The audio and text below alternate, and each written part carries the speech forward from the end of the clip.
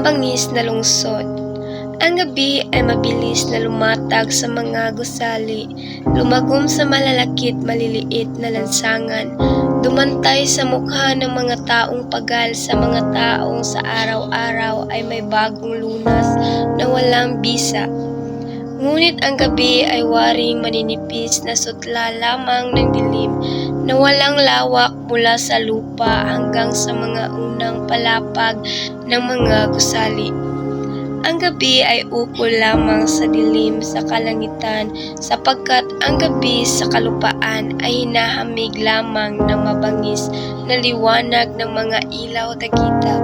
Ang gabi ay hindi napapansin ng 12 taong gulang na si Adong. Ang gabi ay tulad lamang ng pagiging kiyapo ng puok na iyon. Kay Adong, ang gabi naroroon, hindi dahil sa may layunin sa pagiging naroon, kundi dahil sa naroroon, katulad ng kiyapo.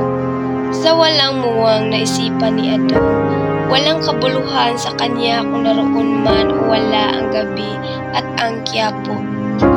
Ngunit isang bagay ang may kabuluhan kay Adong sa kiyapo. Alisin na ang nagtatayugang gusali roon. Alisin na ang bagong lagusan sa ilalim ng lupa. Alisin na ang mga tindahang hanggang sa mga huling oras ng gabi, mailaw at maingay. Huwag lamang matitinag ang simbahan at huwag lamang mababawasan ang mga taong pumapasok at lumalabas doon dahil sa isang bagay na hinahanap sa isang marikit. Sapagkat ang simbahan ay buhay ni Adong. Kung ilang hanay ang mga pulubing naroroon at mga nagtitinda ng tiket sa Suwebe Street, ng kandila, ng kung ano-anong ugat, ng punong kahoy at halaman, at sa mga hanay na iyon ay nakatunghay ang simbahan, naaawa, nahahabag, at nakatingala naman ang mga nasa hanay na iyon, kabilang si Adong.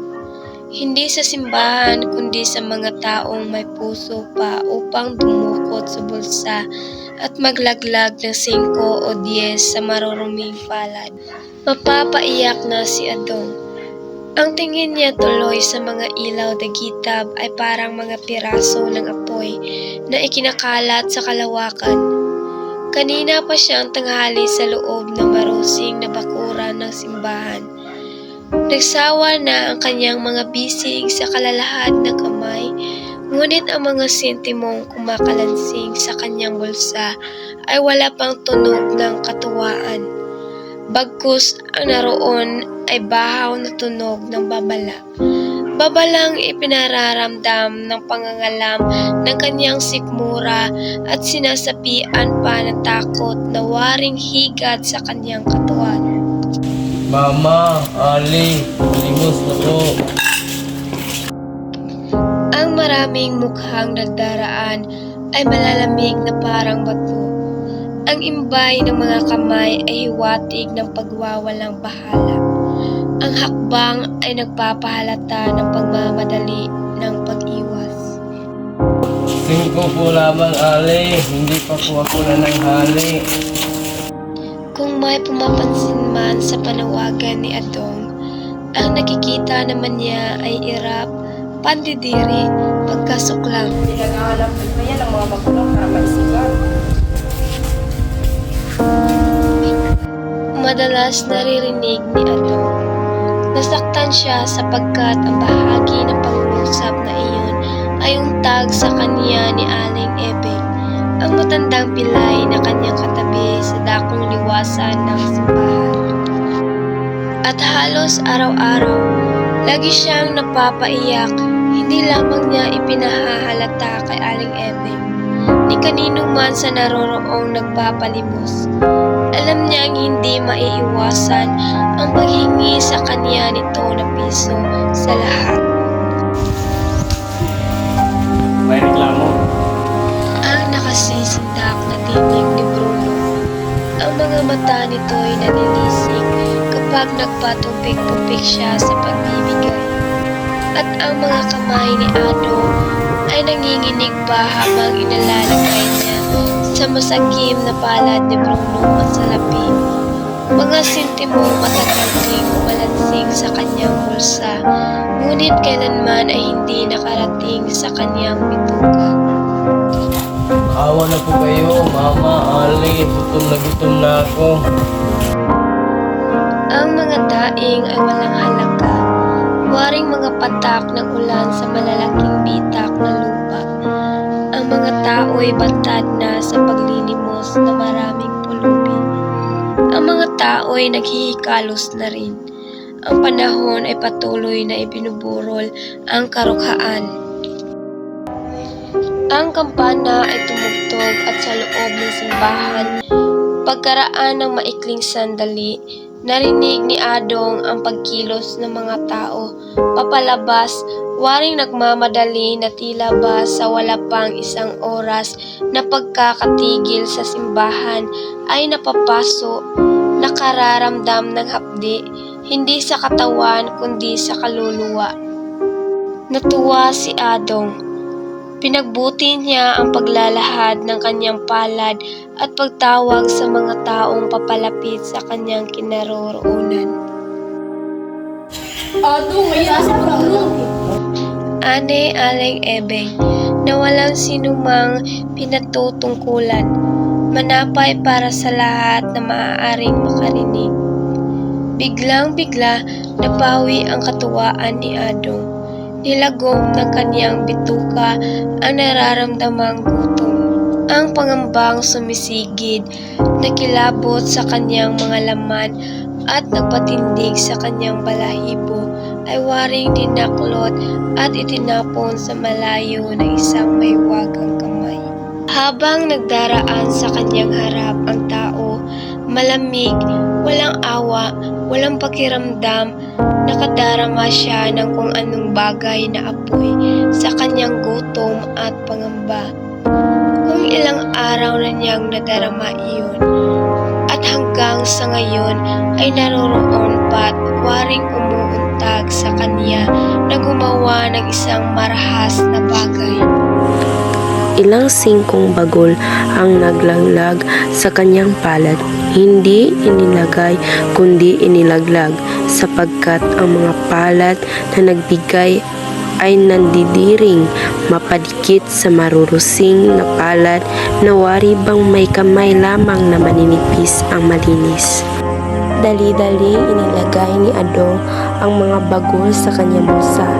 Lumikha iyon ng bahaw na tunog nang tumama sa iba pang sentimong nasa kanyang palad at sa kaabalahan niya'y hindi niya napansing kakaunti na ang taong lumalabas mula sa simbahan. Nakita na naman ni Adong ang mga mukhang malamig, ang imbay ng mga kamay na nagpapahiwatig ng pagwawalang bahala, ang mga hakbang ng pagmamadaling pag-iwas. Adong, may si Bruno. Narinig niyang wika ni Aling Ebeng. Tinawag ni Adong ang ingginoso sa kanya ni Aling Ebeng, si Bruno nga, ang malapad na katawan, ang namumutok na mga bisig, ang maliliit na ulong, pinapangit na suot na gora. Napadukol si Adong sa kanyang bulsa. Di naman niya ang mga bagol, malamig, at ang lamig na iyon ay hindi nakasapat upang ang apoy na nararamdaman niya kanina pa ay mamatay. Mahigpit niyang kinulong sa kanyang palad ang mga bagol. Diyan na kayo, Aling Ebeng. Sabihin niyo kay Bruno na wala ako. Mabilis niyang sinabi sa matanda. Anong, naluloko ka ba, Adong? Sasaktan ka ni Bruno. Makita ka ni Bruno. Narinig man ni Adong ang sinabi ng matanda. Nagpatuloy pa rin sa paglakad. Sa simulay marahan, ngunit nang makubli siya sa kabila ng bakod ng simbahan, ay pumula siya ng takbo. Lumusot siya sa pagitan ng mga jeepney na mapabagal sa pagtakbo. Sumiksik siya sa kapkapalan ng mga taong salu-salubong sa paglalakad. At akala niya'y nawala na siya sa loob ng sinuot niyang mumunting eksena. Sumandal siya sa poste ng ilaw dagitag. Dinaman niya ang tigas niyon sa pamamagitan ng kanyang likod. At sa murang isipang iyon ni Adong ay tumindig ang mga tagumpay ng isang musmos sa paghihimagsik ng paglayo kay Bruno. Nang paglayo sa gutom, sa malalamig na mukha, sa nakatunghay na simbahan, nakabangisang sa mulat, mula pa'y nakilala niya at kinasuklaman. At iyon ay matagal din niyang pinagalansing. Adong! Sinundan iyon ng papalapit na mga yabag. Napahindik si Adong. Ang basag na tinig ay naghatid sa kanya ng lagim. Ibig niyang tumakbo. Ibig niyang ipagpatuloy ang kanyang paglaya. Ngunit ang mga kamay ni Bruno ay parang bakal na nakahawak na sa kanyang bisig. Niluluray ang munting lakas na nagkaroon ng kapangyarihang maghimagsik laban sa gutom, sa pangamba at sa kabangisan. Bitawan mo ko, Bruno. Bitawan mo ko. Naisigaw na lamang ni Adong, ngunit hindi na niya muling narinig ang basag na tinig. Naramdaman na lamang niya ang malulupit na palad ni Bruno. Natulig siya, nahilo. At pagkaraan ng ilang sandali, hindi na niya naramdaman ang kabangisan sa kapayapaang biglang kumandong sa kanya. Si Adong ay palagi pa rin nakaabang sa mga taong pumapasok at lumalabas sa simbahan, hanggang sa may mag-asawa na palaging nagsisimba at palaging dinadasal na magkaroon sila ng anak. Nakita nila si Adong at tinanong, Ayos ka lang, Iho? Iyo, asan ba mga magulang mo? Hindi ko alam. Nais mo ba sumama sa amin? Iyo, kami nang bahala sa'yo. Tara na, sumama ka sa amin. kinukop na mag-asawa si Adong dahil gusto nitong magkaroon ng anak. At ngayon ay may magandang kabuhayan na si Adong at hindi naman ito pinapabayaan ang paglilingkod sa Diyos. Pinapaaral ito sa kaniyang mga bagong magulang.